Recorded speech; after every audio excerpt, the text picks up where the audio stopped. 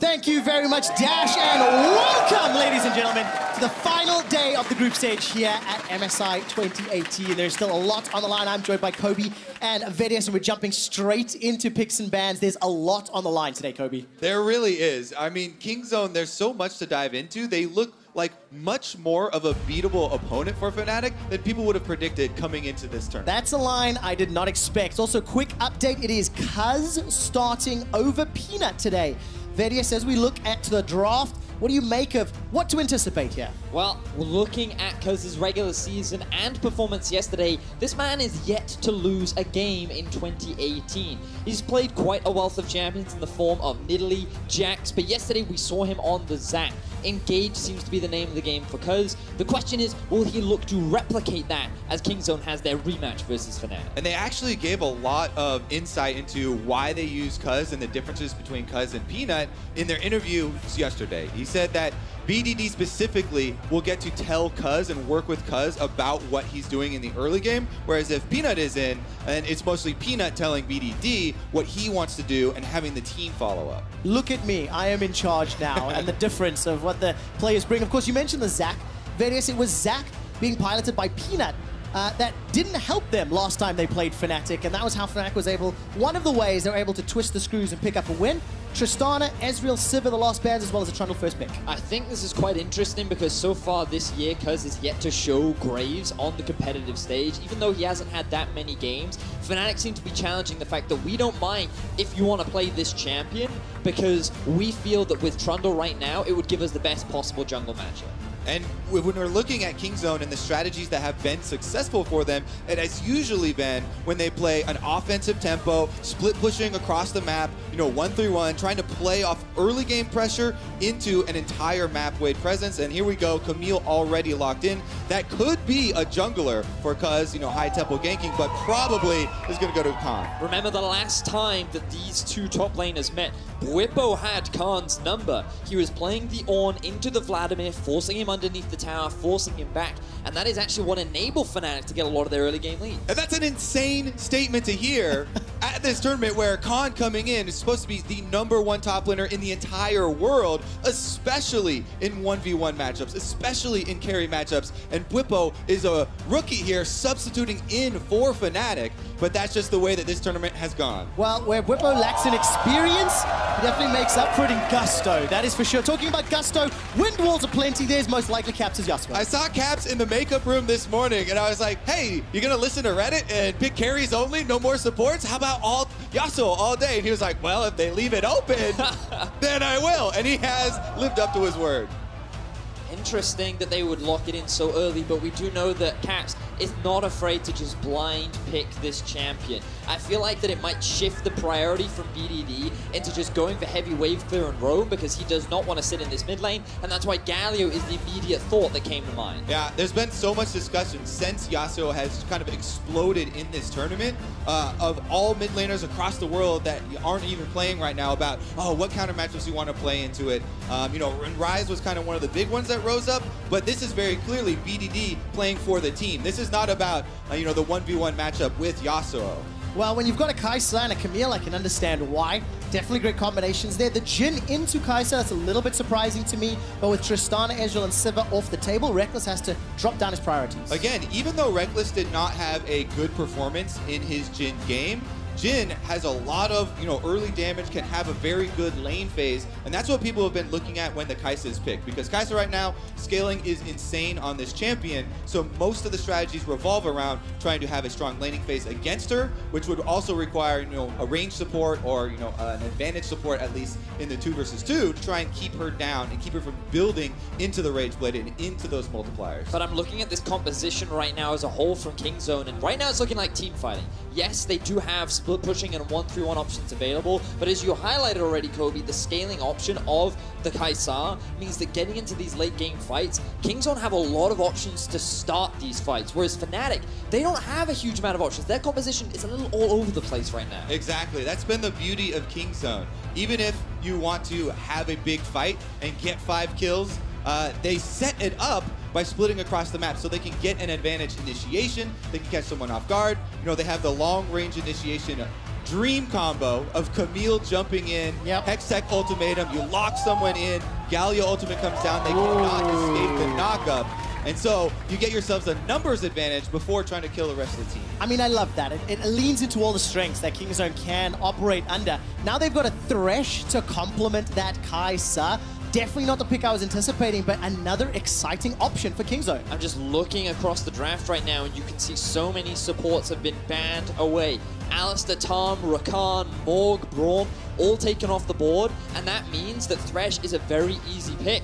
The question is, what do you draft into it? And I think it is the Trundle that they could flex down into that support position. Remember, it's not something that we very commonly see. You typically just automatically place it in the jungle, and with the Scion locked in, you have the tendency to put him up in the top lane, and now they could lock themselves in a jungle if they wanted to. It would be interesting if Fnatic lock in another tank here, though. They would be very heavily attack damage. Only little bits of magic damage coming from most of the tanks here. Good thing for them, though, is that Yasuo, of course, is going to take Conquer, so you get some true damage conversion, and also the ultimate will be able to penetrate armor on your targets. That being said, though, Galio might be able to be a big boy, and if they this would be Camille jungle, as you mentioned. If it gets locked in, of course, let's see what Khan decides to go into the Scion. It will be the GP, so Camille jungle. And Camille jungle is a jungle that you want to have a lot of early action on. Sometimes they'll even just do one buff to get level 2 and go for a level 2 gank. The hook shot is one of the best ganking abilities that you can have early on in the game, especially when people don't have boots. Very difficult to dodge that ability, and the range is increased when you're going towards a champion, so you have a lot of options. So with the draft that Kingzone have picked themselves up, it is very much geared towards playing at the bottom lane, getting Prey into a good setup, heading towards the mid late game, but also just the amount of globals that they have. You have Engage, you have Lockdown with the Camille Galio, you have the Gang playing ultimate to have control over the side lanes, and overall, their scaling towards the mid late game is just terrifying. This Kingzone draft just speaks Kingzone in spades, playing the 1-3-1, having the ability to fight, and looking at Prey to be one of the big carries. I really do like that swap there, to have the Camille as a jungle, because oftentimes... Wait, this is a support Sejuani. Support Sejuani here, going to be in the bottom lane. This is a support Fnatic. He has not swapped.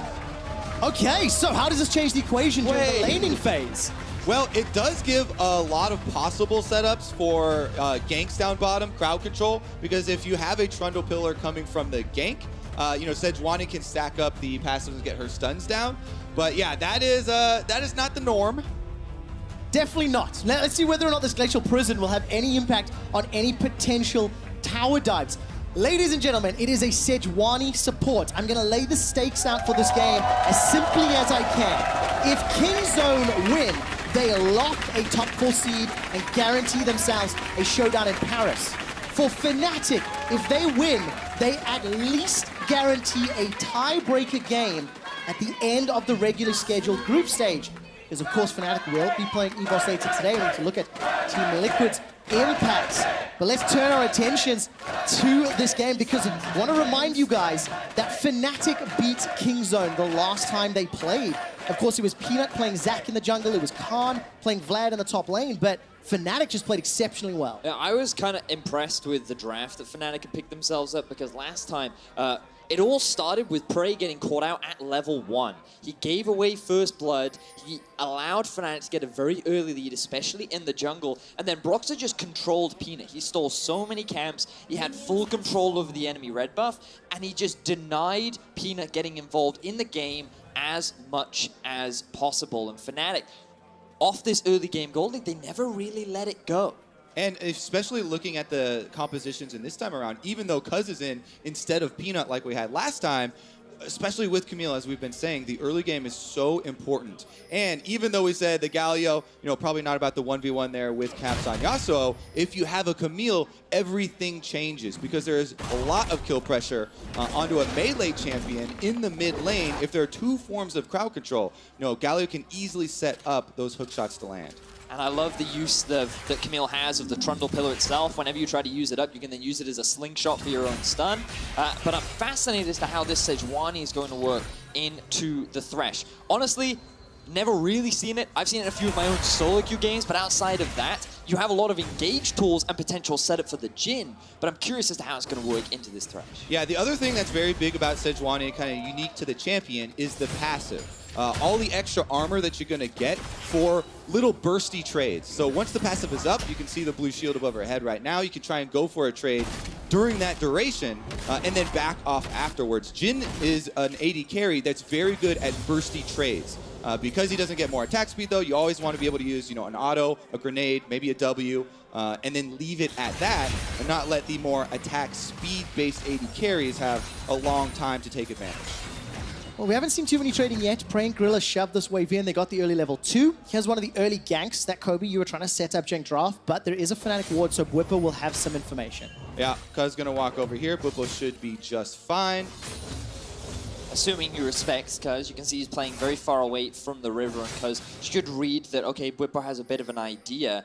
And now, Kingzone, they're just trying to set up a bit of defensive vision because they recognize, okay, if Broxah knows that Cuz is topside, he could look for a couple of invades, and we have 2 camps up available to us, so let's just make sure we have the river warded so we know where Broxah and what he's up to. Yeah, and that actually gives a lot of information away.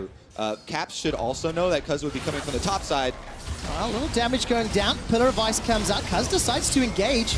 Windwall blocks a lot of damage, and despite Kingzone coming away worse for wear, nothing further than that. Steel Tempest manages to tag, and there we go. An Arctic Assault into Prey.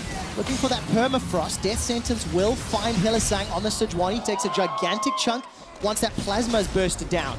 Now Cuz and Broxah, they're going to trade. There's a fight in the mid lane as well. Trade for trade. Smite fight for health. Caps now to 200 HP. Steel Tempest goes out. Will not find a target. Cuz flashes over the wall. First blood to Fnatic. They follow up on the bottom lane. Hylissang goes over with the assault. Kingzone bounce one back before Broxah chomps PDD down. Fnatic just find 3 kills 4 minutes into the game. This is a fantastic early game start for Fnatic, but Kingzone, what was that? Oh my goodness, they wanted to force a little bit too hard, it looked like, and Fnatic with the huge punishment there, getting kills across the river. This is exactly the kind of early game start that Fnatic would want. Getting the Yasuo ahead, getting him to those early item spikes so you can use him in a side lane, have him be that skirmish master. But to find it this early on, the fact that Cuz sitting in the river alone, trying to go for that trade onto Broxah, let's see exactly what broke down. All right, so again, Broxah here on the Trundle, an amazing duelist. Cuz just walks up to him. He does smite. Both of them smite the Scuttlecrab for extra health. But Caps also coming down the river first means that he's going to be able to finish this one off with his flash. And Broxah answering so that even though he does go down, Broxah is able to finish that one up as well. And while all that was going on, this is the bot lane play where Gorilla, he's trying to move up to assist Cuz, and he's just not respecting the chase power of Fnatic. So they just secure a very easy kill onto Gorilla. Prey ends up using all of his summoner spells, and now Kingzone's 2v2 is the one that fall behind. Yeah, so much CC in this Jhin and Sejuani lane down bottom. And they're able to use it extremely effectively. You can see there was no hesitation from Hylissang flashing over to finish off the kill for them. Definitely something we've said a lot in the past. No hesitation from Hilly. It gives Fnatic a 1200 gold lead. And next level, if at level 6 with Gangplank ulti, with Galio ulti, bot lane party is going to be the flavor of the game, Fnatic just accelerated that tempo. Hylissang, with the help of Sejuani and Bristle, definitely doing a lot of work. And Reckless doing the usual thing. Tier 2 boots already. He's got those Swifties. And we've seen this sort of Zeal item rush Jhin becoming more and more standard as we see more games at MSI. And now, we've talked a lot about the bot and mid side of the map, but we've also got to keep our eyes on the top side because Khan is playing the Gangplank, something that can have a lot of global pressure due to his ultimate, but typically in the early laning phase, Gangplank struggles against the Scion. If you run Grasp, the matchup becomes a lot easier, but we did see a little earlier on how hard Bwipo was able to force Khan out of lane, and has now started to build up a very small CS advantage, but even with a CS differential, because Khan has decided to go for Klepto, he should stay relatively even in terms of gold. I just think it's such a big story that Fnatic have gotten this early lead over Kingzone. They're about to get checked at Dragon right now, though. We'll see if they can hold this lead. Oh, just a quick stat before we get into the fight. This could be Fnatic's first Infernal. It is secured, and the first of MSI. Broxah doesn't have flash available to him, so he's stuck inside the pit. They get the GP ult, they get the Galio ult for just the kill. I'm not sure if that's worth it. That is an amazing trade for Fnatic. All right, here we go, though. Okay, the hookshot I thought it was going to be towards the mid lane. But that is such a good trade for Fnatic. Those cooldowns you mentioned, Trevor, are very big for Kingzone. So much of their playmaking gone. Oh, caps on, flare up, will be able to get the kill, not just yet. Whippo comes in with the unstoppable onslaught. They decide to jump onto BDD, but look at that damage reduction and the taunt.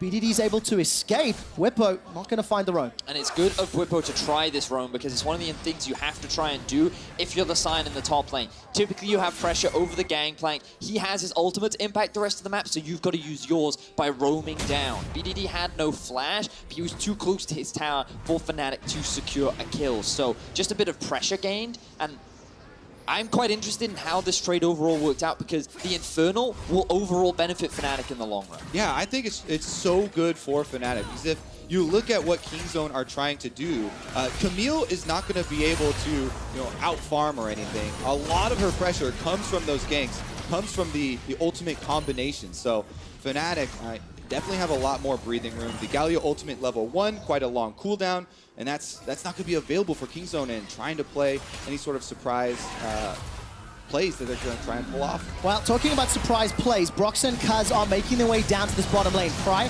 is going to use the E, get the speed boost up and dash to the side. Prey gets away with his life. Kuz has not engaged yet. He's finally joining the fight as the teleports were cancelled. The Hextech ultimatum is dropped onto Broxer. Subjugates buys some time, but simply not enough. The crit is not going to kill Prey, and that's going to be an escape. Kingzone get the kill.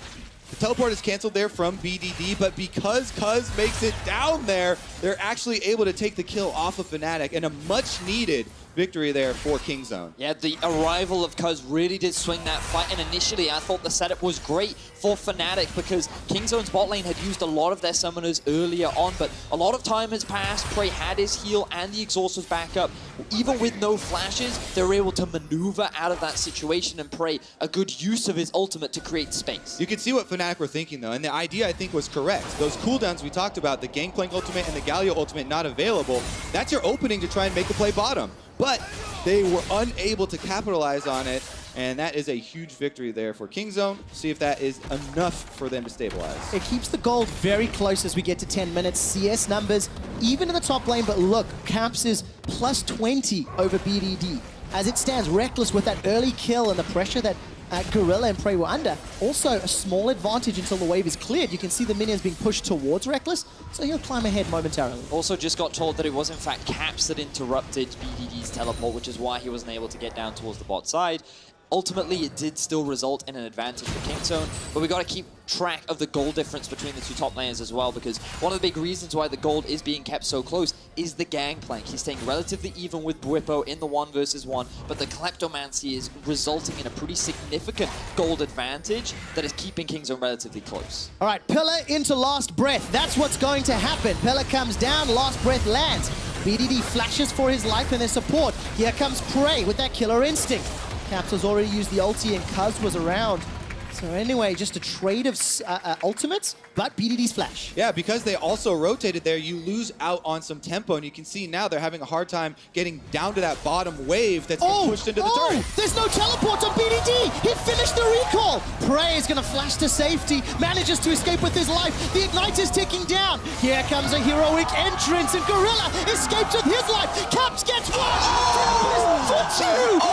Caps' Yasuo is beautiful! Once the Galio ultimate comes down and you see the hook go out from Gorilla, Caps is like, well, I guess I'm in here. I'm going for the dive. And he gets two. Wind wall one way, then moving his mouse the entire opposite side of the screen, able to hit Prey as well and pick up the extra kill. Caps on, flares up. Yep. This man is a god. That was unbelievable. What a play from Caps. This is why they ban his Yasuo. And of course, on the other side, Kingzone, they countered as well as they could. Prey with an insta-flash under pressure. But take a look at this replay brought to you by Ace of Predator. So now, Hylissang recognizes he has everything, and Kingzone's bot lane just used a bunch of ults. With Galio out of the equation, they think they can chase this. Caps, he overcommits just a little bit because Gorilla, he's stuck behind the pillar now and doesn't have the win wall. Need another fight, Pillar into ultimate. All right, Hextech ultimatum comes down. Kuz is running for his life. Manages to escape for now, and not done yet. Caps gets a knock up with the Steel Tempest. Here comes Broxer, subjugates up in a few seconds. And Fnatic, they are playing this one with fisticuffs. Yeah, you're going to have to run once that Conqueror is procced. I mean, there's no way anyone on Kingzone ever gets to a tanky state. So it's all going to be about how the crowd control is used. The only one would be BDD if he went for more tanky sets, but there's a Trundle on Fnatic's side. So one tank compositions don't really have a lot of effectiveness if Broxah is around to use his ultimate and shred those resistances. Exactly as you said, Kobe. Camille wants lots of fights. I didn't quite think he maybe would be the one being jumped on as frequently, but Fnatic are using his composition very proactively. Yeah, so I want to take this opportunity because we've had a lot of action in this early game, gentlemen, and in terms of the compositions, what does a lot of this early game need? Because the thing with Fnatic's comp, when you have the Yasuo, he is amazing in the side lane. When you kind of compare him to things like BDD's Galio and Khan's Gangplank, you know he's going to win out on those 1 versus 1s. And typically his laning phase is pretty weak. We don't have time, so there's another fight. We do indeed. The stopwatch's use of Gorilla stays alive for a few seconds longer, but not too much. Subjugate thrown down by Broxah. Look at the support. Kuz has made his way down. And I'm holding my breath, waiting for an engage, which does not come. Yeah, it was kind of an early subjugate. I think that they were expecting a Galio ultimate to come fairly soon, but because of the pace of this game, it's not back up yet. Unfortunately, our lovely observers have brought up for us the 1v2 from the Yasuo. You can see, oh, just so beautiful from Caps. I mean, yeah, that's a situation where you have to play well to gain something out of a bad situation where he's locked under turret, multiple crowd control abilities have been used. Topside though, Khan also going to have to pull some fancy moves. He does indeed. Khan was able to sidestep the Sion ultimate. BDD's completed his teleport. Now Bwipo's got flash available to him. And may need to use it, holding on to his nerve for now. It's still only 1,000 gold game and action aplenty. And remember, the Kai'Sa that we warned against in the early game, that once Prey starts to building up items, it's going to be very scary here, as the Rage Blade is going to be the first one completed, so he's going to go for the invisibility upgrade first, it looks like, especially with the Berserker Greaves already grabbed. I will say that Kingzone's composition overall is still relatively squishy. They have no frontline tank. You always look at Galio and think he is kind of tanky. The taunt gives you a lot of damage reduction. His ultimate in there as well. But he usually builds full AP. And going for an early Rod of Ages is what it looks like. You would expect BDD to continue that trend. And for a Yasuo, that's only going to make his side lane and late game even more threatening. Yeah, people often oversimplify the term scaling. And they always look at damage scaling. You're like, oh my goodness, a Camille, that's a good one for scaling. Can do a lot of damage. Gangplank can do a lot of damage. Kai'Sa as well. But tank scaling is also very important. And as we mentioned before, the Trundle ultimate definitely throws another wrinkle into it. So you have to be very cautious about oversimplifying those sorts of things. Currently, though, a lot of pings here around the Cloud Drake as they move into the river for vision. Looking at the minimap, Fnatic got a number of wards. Tower First Blood is still available. Brox is going to challenge Kuz for this blue buff, or as I thought he was, before he decides to back away. Looking at Hilly and Reckless's positioning, they're still just pushing Kingzone back. If Fnatic's main goal is to secure this bot tier 1, Kingzone have really struggled. Just a bit of trading back and forth. Kingzone have really struggled so far to utilize their globals to force plays in the bot, but both are available right now. We could see another fight. We can indeed. Kuz is already going to be jumping onto Caps. Caps will get bursted down before this fight has even begun. Gangplank ulti thrown into the Tribush, and Kuz, along with Kingzone, equal a kill score 5-5. Very good use there by Kingzone, playing counter to Fnatic's aggression, while Fnatic were split up on 2 different fronts there, and now on top side as well. A little bit of trading back and forth. I think that barrel was just killed as Bwipo takes it down, and that means Kingzone take the gold lead. I feel like Kingzone just read Fnatic's game plan like a book. They recognized that they're going to send full members bot. BDD was in a position to ulti and counter engage, and Kingzone just preventing Fnatic from finding the early map control that they want. The gold is now dead even, and Kingzone in this kind of position are much more favored when trying to force plays and force fights. Yeah, the game stayed very similar still, as the first turret bonus gold is a huge objective. In addition to the Cloud Drake being active right now, means that the bottom side of the map is going to be the focus. It will. Kuz goes in with that sweep, and no ultimate available to him. BDD was making his way first to leave mid lane.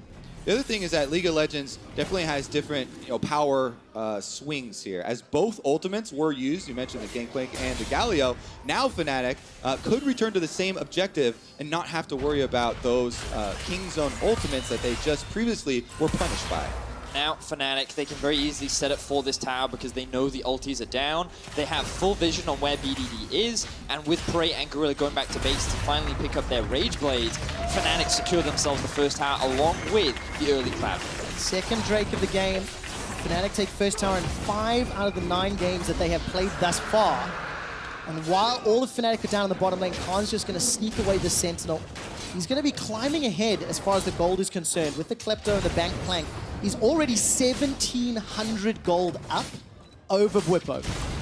And we need to keep a very close eye on how he puts those powder cakes together as these skirmishes and mid-game fights play out. And he is the reason why the goal looks so close right now, because look, the difference between the supports, you can see the big, or the slight increase for Reckless in the mid and jungle as well, and it's basically just Khan making sure that this early deficit that Kingzone found themselves in is not as extreme as you would think. And Kingzone fans are going to be very critical of Khan if he's not able to chain barrels to the backline and deal the necessary damage to Caps and Reckless, the important carries on Fnatic later in the game. Khan has had a very up and down tournament so far, not really performing to expectations.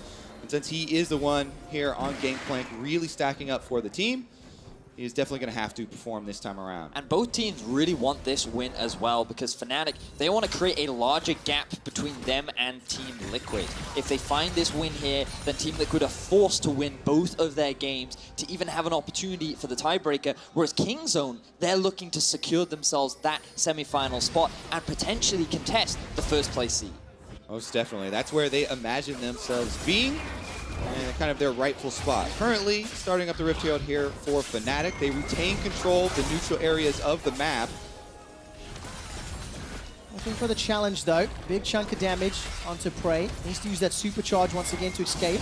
He's got the Rage Blade picked up, and I think Broxer going for the smite there, because hops over the wall, hops back out, and pretty easy escape. But look at Fnatic. They've grouped. They've got some presence in the mid lane, and they may set up for the tower. I think they're going for an engage onto Reckless. Reckless with a very early flash. Gangplank ultimate comes down. Whipper waiting in the wings. Now he's locked in place by the Hextech ultimatum. Remember, Sejuani ultimate not available. Whipper caught in the winds of war and sent into zombie mode. And the reason for that early flash is because they knew the engagement was coming. If you get locked in from Hextech ultimatum, guaranteed death there from the Galio combo. Fnatic do trade on top side, but Kingzone aren't done pushing. No, they're not. Arctic Assault to dodge that death sentence. Fnatic trying their best to defend the wave. The bouncing grenade does some work, but a deadly flourish will not lock down anybody from Kingzone. Kingzone are backing away. Look at the teleport from BDD. I believe that's to stop Caps, and yes, it is. He's chipped a third of the HP in the top inner. So Fnatic, they didn't quite have the wave clear to keep Kingzone from pressing their advantage in the middle lane. So by keeping Caps towards the top side, they forced BDD to respond, and at the very least, Fnatic was sitting there like, okay, we either defend our turret or they trade, and that was the best case scenario, especially seeing as throughout that entirety, Khan was just sitting in the bot lane pushing. Here's another look at it. As you said, Reckless going to early flash so he doesn't get locked in. Then Bwipo trying to play the front line him. Kingzone are like, all right, we'll take what we can get. Tanks are nothing here to Kaisa, and the rest of the team jumps right in on it. Good use of the ultimate there from Prey as well to interrupt the ulti from Bwipo so that he couldn't get out of that situation. Flashes were burnt on the side of Fnatic, and Reckless, he won't have that available the next time Cuz wants to try and set up this engage. It's something that we see really differentiate the skill on the players of Kaisa here. You can use your killer instinct to jump to different sides of champions.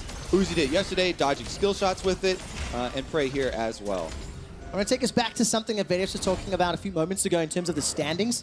As you rightly mentioned, Vedius, for Kingzone, win and you're in. You guarantee top 4, and then it's battle for seeding as the day goes. For Fnatic, at least you guarantee yourselves a tiebreaker if they can win this game. You can see how close Fnatic and Team Liquid are. 4-4, 3-5. And as each of the games go through, we'll keep updating you on the stakes and how it impacts everybody else. For now, Fnatic, they're not done. Look in the middle lane, they're putting some pressure on, and they've still got that Rift Herald if they need it. And Kingzone are the team that should be setting the side lanes up a little easier before these mid lane confrontations. They have the Galio, the ultimate is coming up very soon for BDD, another 20 seconds or so. But Fnatic actually, good job here, not letting them get those 20 seconds. Rift Herald activation should push it enough that Kingzone won't quite have it. All right, Galio ultimate is available if Kingzone fancy a chance, but Fnatic have peeled away. They just let the bop take the tower down. Now I feel like we're reaching a point in the game where you ideally want to keep Caps in the same lane as Khan.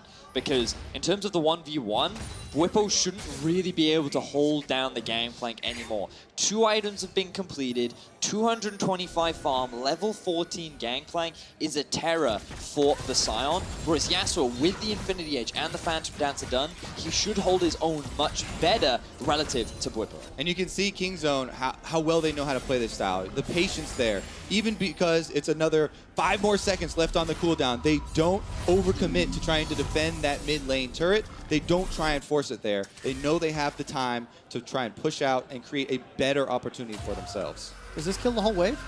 Wow, with the 1, answer grenade 2, as well. 3. No 4 for Jin. Ah! I was waiting for that final number, Kobe. That's a baby rage for Jin. Yes, indeed. Talking about Jin, by the way, Essence Reaver and Rapid Fire Cannon.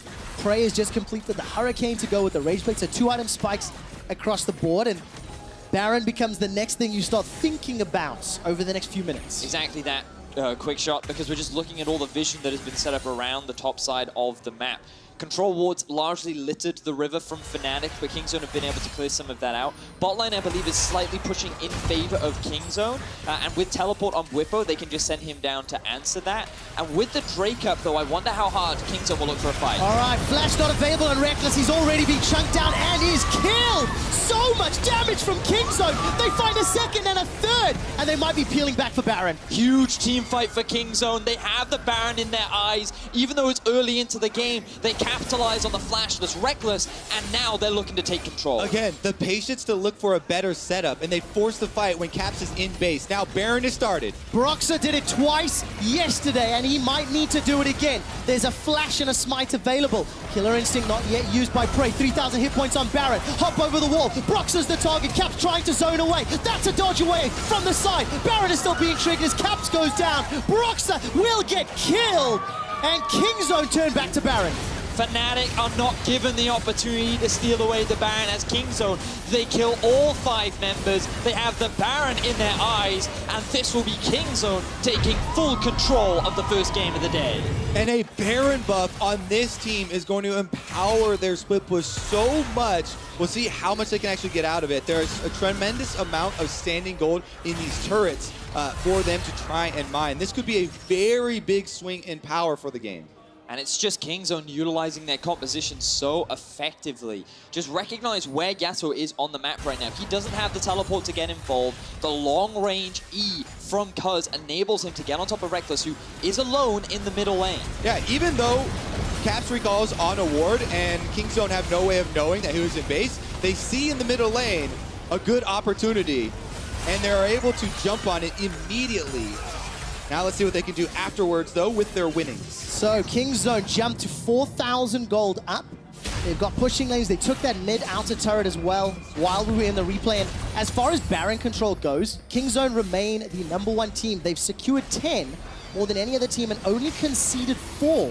Was it conceded the lowest amount, despite the fact they have 3 wins to their name. Khan is split pushing right now, and it's hard for Fnatic to push here on a Baron.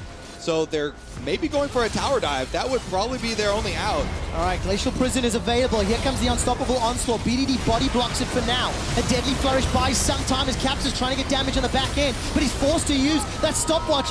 Not going to be enough. They can't get through the single tank. Now Brox is in trouble. Kingzone fly halfway across the rift just to shut him down. It's a double kill for Prey. Yeah, they forced themselves into a no-win situation here. Cuz now is still on the chase, and I believe he saw Hilly. Yeah, BDD even teleported into Fnatic's base. The inhibitor turret will fall very, very shortly, while Cuz is jumping onto Hilly. Prey coming down as well to finish it. Arctic Assault not going to get him over the wall. Another kill to Kingzone. 15 in the game, as well as an inhibitor. One Baron has snowballed out of control in favor of Kingzone. Fnatic, they're struggling to find answers. We talked about how their composition was a little bit all over the shop, whereas Kingzone's was fluid. You group up, you force fights, and they found those fights multiple times throughout this game.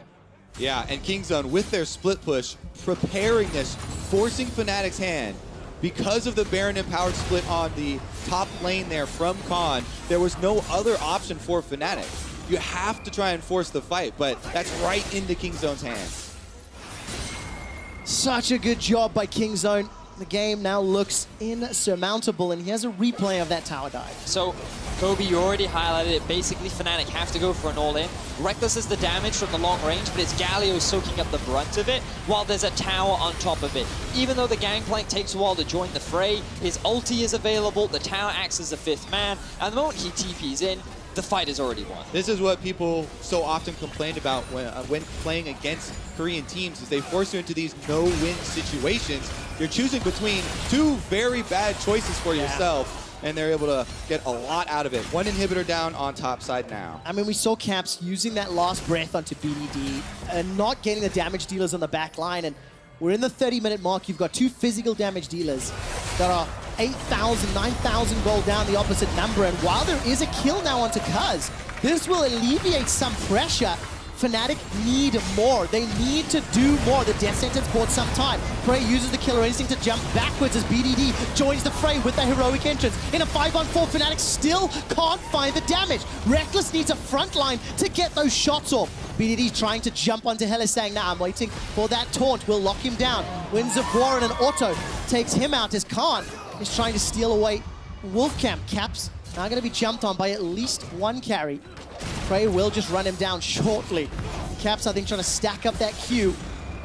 1v3 all of a sudden. Last breath still not available. It should just be a matter of time. And despite all the damage that Caps has, he's going to look for at least one kill. Sterix Gage buys some time. Jeez, Caps, never say die. Finally, Prey takes him down. He does his best to buy time for his team, but you're seeing how difficult it is for this Yasuo pick to work against the Kingzone composition. It feels like they came in well prepared, and Prey, even in a 4 versus 5 situation, deals so much damage and positions so fluidly that Fnatic cannot stop him. Yeah, it's not just Prey either. Khan there with some big AoE on the Gangplank allows them to win that 4v5. The Galio ultimate came down as well, and now Kingzone still pressing the attack here, knocking at the doors. Their bottom inhibitor turret is the next target. It's going to be a difficult defense. For what we've seen from Fnatic, they're going to be willing to throw down. But it's exceptionally difficult with such a difference in itemization and gold, especially for Bwipo. He just can't stand toe-to-toe with all the damage dealers. That was a bit of a bait. Well, let's see what happens here. Kingzone, they make the Death Bush work, and they shut down Hylissang. Oof, another pick found for Kingzone. They don't need to back off right now. They could even run for a potential dive as the top lane is pushing in favor of Kingzone. Fnatic, they're on their last leg. They really, really are. Kingzone looking to finish this game. Look at all the kills and assists for BDD, Prey, and Gorilla. 15, 18, 18 across the board. This could be the final fight here as Cuz decides to jump in. 13 seconds before Hylissang can join the fight, and Fnatic are able to clear the wave. That will delay Kingzone for now. It's only 30 minutes in. 11,000 gold, but guys, we talked about picks and bans and how Kingzone's comp really wants to get Prey ahead. Use that Galio, use the Thresh. He's doing pretty well, and that's why there's a mountain of a gold deficit.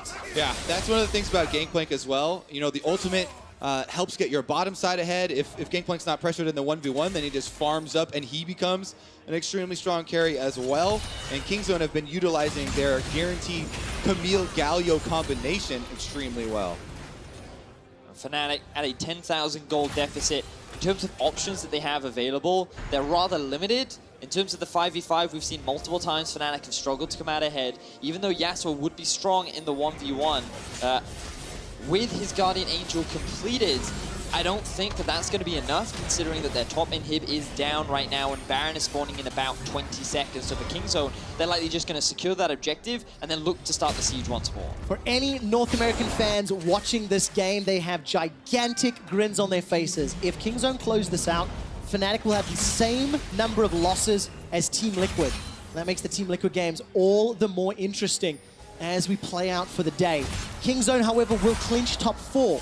That means there will be 3 teams doing battle for the final 2 seeds. Fnatic are not done yet. They're going to start challenging and threatening around Baron. Teleports up for Khan, though, and he's in the bottom lane. Again, it's that situation. Kingzone forcing Fnatic. All right, take a look at this. Cuz has already found Reckless. Reckless is jumping backwards. He's gone golden to survive a few seconds longer. Cuz goes down. GA is popped. Reckless is jumped on by Prey, and he survives long enough to turn around. Cuz has respawned, and Fnatic's frontline are doing work. Look at the shots, 1, 2, 3, and 4. Fires, not gonna be enough to take down Cuz. Zombie Whippo interrupted, and now Broxah and Reckless running for their lives. Fnatic almost winning this team fight, but at what cost? And BDD is going to be the bouncer there, trying to zone Reckless out of his own base, so he's going to walk into the bottom jungle and not allow them home. It started so good. Take a look at Reckless, looking for the shots, not enough crit. Gorilla survives. The goal difference is simply too big. A flash from Broxah means BDD won't take him out. Importantly, nobody got the Baron, but now look at the death time as 40 seconds for Reckless. Kingzone have a minion wave in the bottom lane. They have 4 members. While Kingzone won't secure the Baron, they should take more of the base from Fnatic. It was a very close fight, but it is still the LCK's representatives that come out on top. 2 inhibitors now down for Fnatic, and Kingzone should be able to reset after this, head straight over to Baron where they have their control wards. It seems like they have a pretty clear path here towards the end of the game. Oh man, Fnatic, if they were not 10k gold down, they hadn't slowly fallen to pieces, but here's a replay of that Baron fight. So the big thing is the Trundle pillar here onto the Galio, preventing him from getting involved in the middle of the fight, and Reckless could then reposition. Then you have the damage from Hylissang and Reckless coming out onto Prey to burst him down, and then you have the Yasuo, who's really struggling to have an impact on the fight as he's fighting both Khan and the Baron. And unfortunately, he cannot turn the fight in his team's favor. As you mentioned, the team fight goal difference is just too big in favor of Kingzone, and now they can just reset as they gear towards the Baron. Yeah, time is not working in Fnatic's favor. The super minions are pressing in, and Kingzone pretty much have the Baron already. Yeah, completely unchallenged. 14,000 gold up. That gives them 11 Barons across the 9 games that they've played.